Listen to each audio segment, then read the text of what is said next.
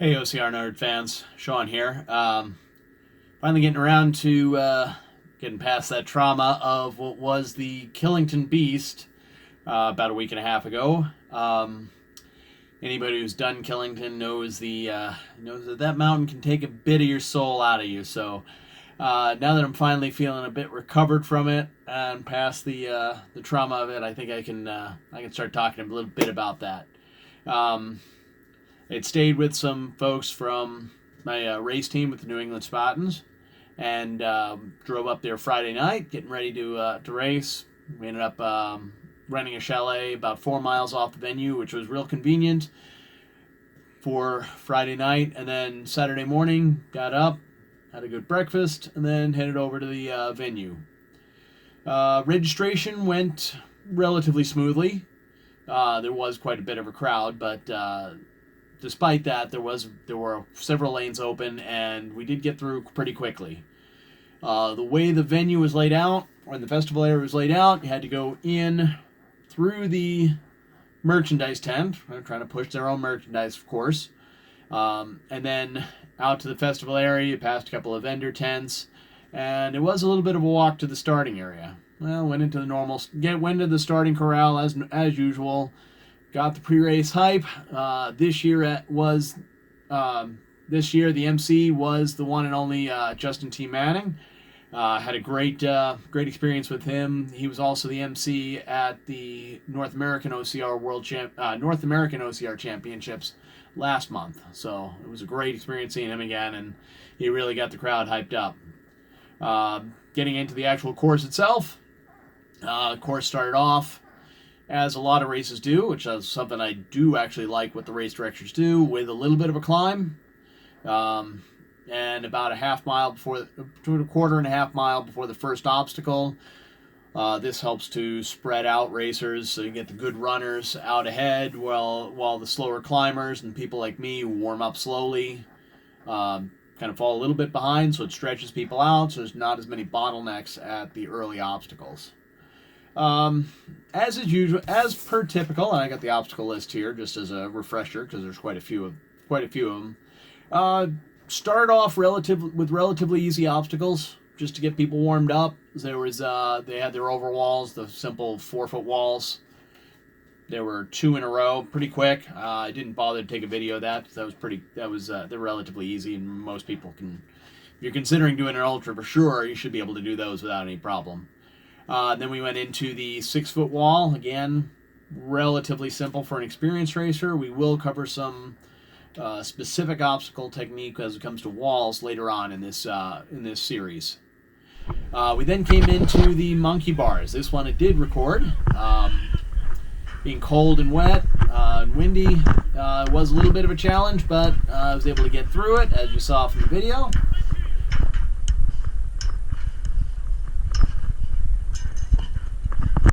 A short run going into the barbed wire crawl. Barbed wire crawl was relatively flat on a slight uphill, and it was mostly grass, so it was a relatively easy one. This then came around the corner, getting into the first of 2 water obstacles.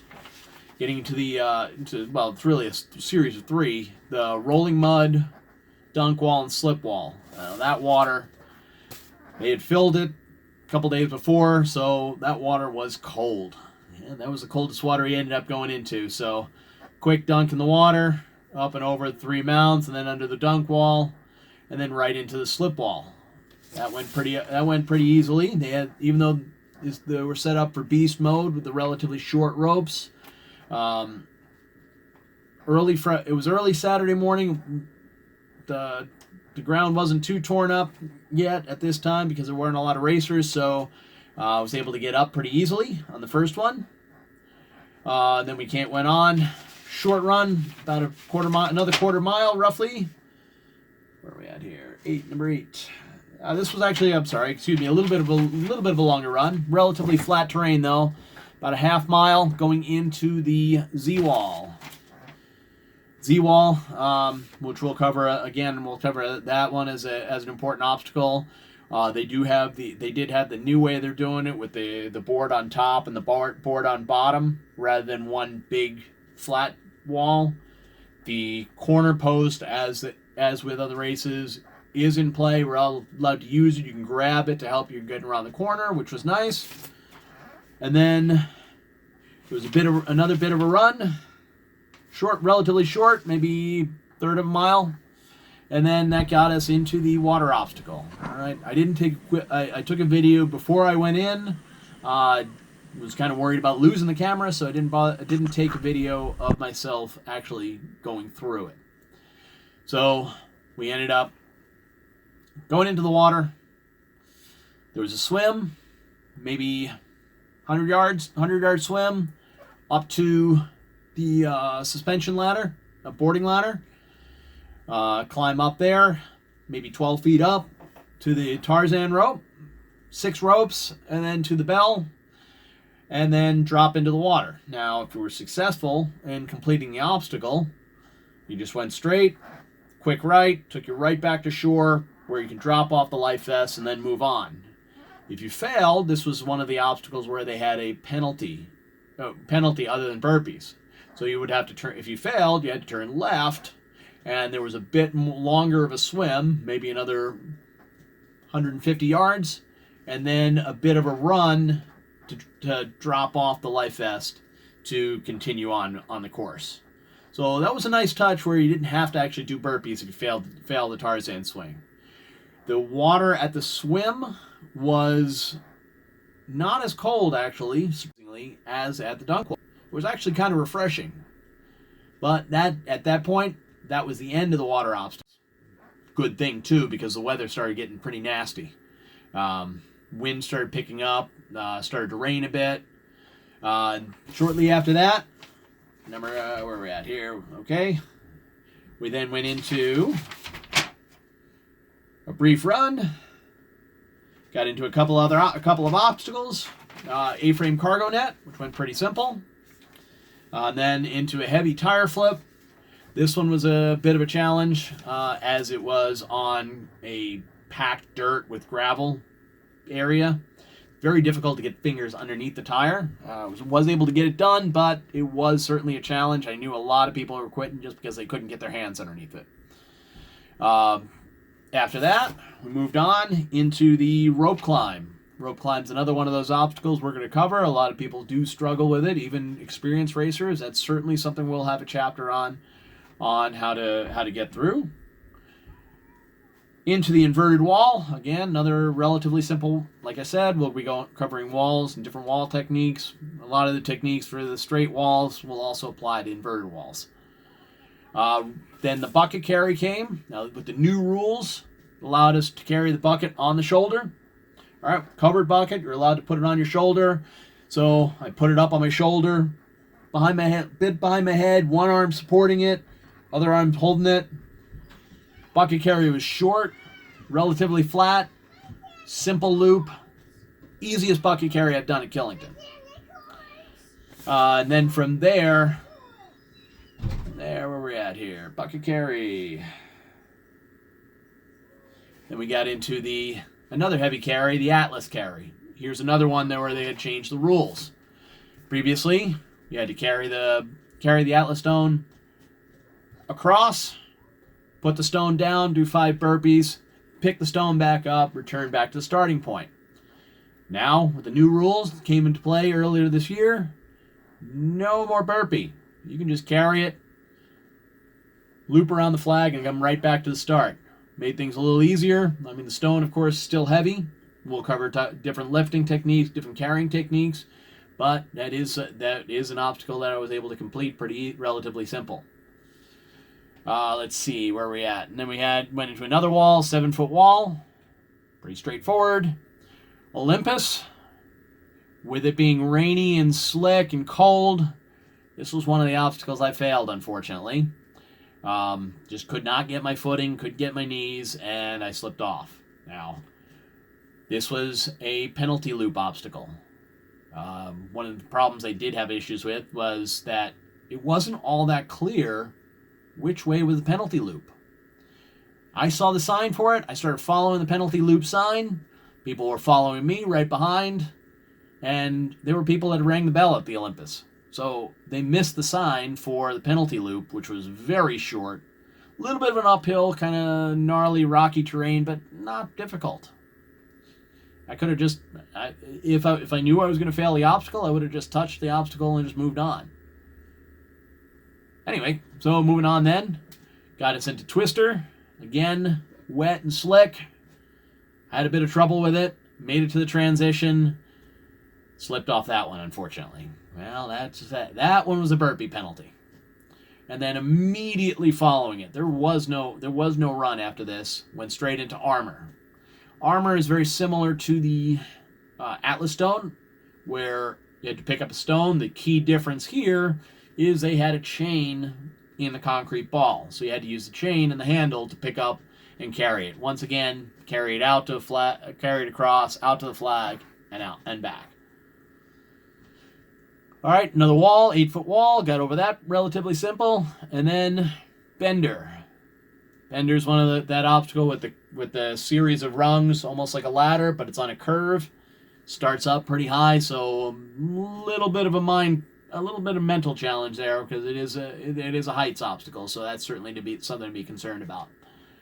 Got over that, and then into another new obstacle for this year, pipe layer. That one we do have video for. Very simple obstacle. If anything, I don't understand the point of having that. To be honest, it's a time suck. Honestly, I don't see how anybody could really fail it. You just go through the frame, don't touch the ground, don't climb over the top, ring the bell. Very simple obstacle.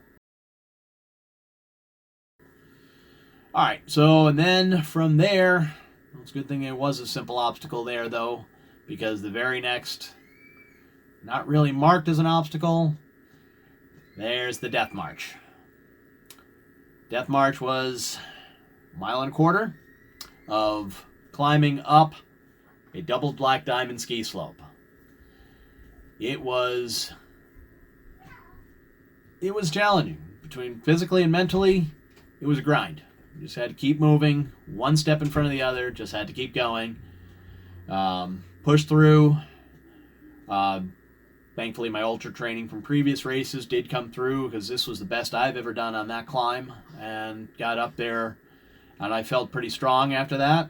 Don't get me wrong, it was hard, but I want to thank all the people that were up there at the top of the Death March, cheering people on, having the bells and the horns and all that. Sharing hugs, cheers. For the open racers, little treats, candy, bacon. Definitely very well welcome. And then what goes up must come down. We started the descent. Now again, rainy, windy, nasty. Meant for some pretty slick terrain coming down, especially because a lot of it was grass. It was beaten down grass. A lot of mud. A lot of slipping. I fell probably half a dozen times on the descent, and I'm usually pretty good on descents. I'm much better descender than I am a climber. But yeah, that was definitely pretty slick. Fell on my butt several times, so I gotta tell you, I was walking funny after that. All right, got through that. Another relatively new obstacle at the bottom called the box. All right, that's that 8-foot slick wall with the rope hanging down that you had to ascend. There was no purchase to try to grab right at the top of that wall at the corner. So you had to use the rope really to pull yourself up, and either extend and off. You pull yourself up using the rope, extend, reach your arm, grab the pipe that was about halfway across the top, or like I did, and you can see this in the video, you can swing a leg up over the top and use that with your arm to help pull you over. So there's a couple of techniques on that. I ended up using my leg because I got a T-Rex arm. I couldn't really reach the top. But challenging obstacle, but did make it. Moving on, we had the beater, another new obstacle. That's the one that's kind of like monkey bars, but with the egg beater spinning rungs in the middle. Wet and slick. That's another one of those obstacles that, unfortunately, I rushed it. I rushed the transition, and I did fail. I slipped off.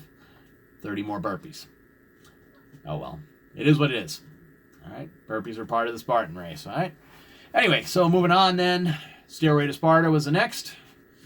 This was beast mode version. So you had the 8-foot wall at a slight incline, and then above that was the wall with the rock climbing grip. So you had to get a good jump up, grab the rock climbing grips, and really pull yourself up to climb. And once you can get a foot up there, then you can get up and climb over the rest of the way.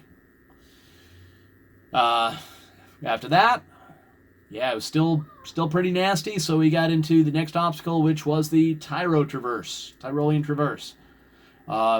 Hang from underneath or slide from over the top. I go from underneath just because that's something I'm used to. I haven't gotten used to going over the top, although the way I have it set up now, it's relatively easy to get up there. I'm just not used to traversing that way. So hanging from underneath, pulling with the arms, pushing with the legs, and that'll be something we'll probably cover as well as one of our obstacle tutorials.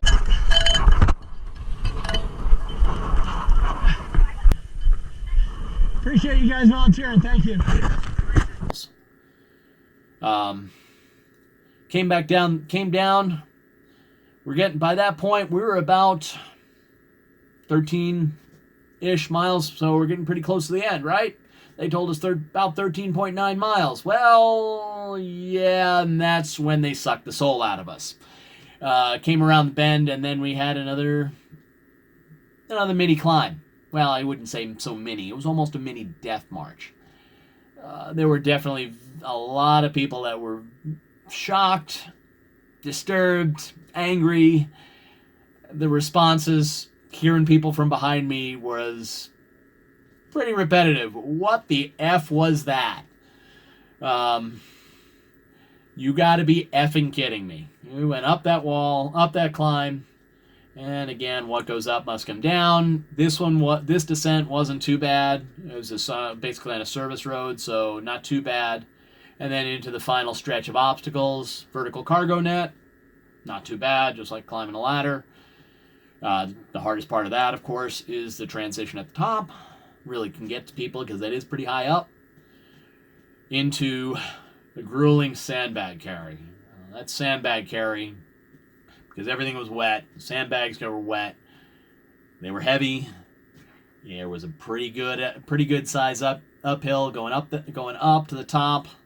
Obviously, the photographer's there, so you got to put your best face on, right? But people were miserable there. I lost track of how many sandbags I saw abandoned on the side of the trail there. But I kept mine, got up to the top, gingerly came down in that slick descent on the way back down. I did fall twice, unfortunately. Felt a little got a couple more bruises, unfortunately, but no serious injuries, thankfully. Then came around the corner. Once we came through there, into the gauntlet of obstacles in the spectator area. Got to hear the crowd. That really helped. Hearing the spectators, hearing people cheer people on was definitely a big mental lift. Got into the spear throw, which I got. Into the Hercules hoist, one of my kind of my strong suit. The heavy carries, the heavy lifts, that's kind of my strong suit. So the Hercules hoist was not that difficult. And then the final obstacle, the multi-rig.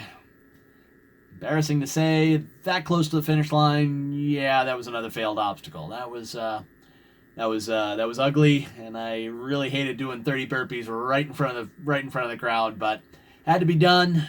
And then went over the fire jump to the finish line. All in all, got about 14.7 miles, 5,800 feet of elevation. Definitely a grueling course, 33 total obstacles, and definitely a challenge. Well, that's the kind of things you'll have to go through when you're training for a longer race, Spartan Beast, or as this series is covering, getting into the ultras. So a lot of it is as much mental as it is physical. We'll cover some of the mental aspects of the sport too. So if you want to hear more about these obstacle tutorials, you want to hear more of our race recaps, how to train, how to become mentally strong, how to become physically stronger. Follow us. So make sure to subscribe subscribe down below. And hope to see you guys again. Comment below. And hope to see you guys again on a further video.